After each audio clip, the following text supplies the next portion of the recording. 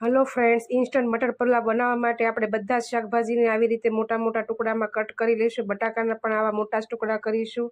1.5 cup જેટલા ચોખાને સફેદ પાણી નીકળી જાય ત્યાં સુધી બરાબર સાફ કરીને એક કુકરમાં 3 ચમચી જેટલું તેલ ગરમ કરી, અડધી ચમચી જીરું, અડધી ચમચી હિંગ ને થોડા સૂકા મસાલા નાખીને આવી રીતે સાંતળી લઈશું. પછી તેમાં કટ કરેલા મરચાં નાખીને તેને સાંતળી લઈશું. પછી જે રાઈસ આપણે ધોઈને સાફ કરીને રાખ્યા છે તે નાખીને બરાબર મિક્સ કરી દઈશું. પછી જે મોટા ટુકડામાં શાકભાજી કટ કરીને રાખ્યા હતા તે તેમાં એડ કરી દઈશું અને તેને પણ બરાબર રાઈસમાં મિક્સ કરી દઈશું.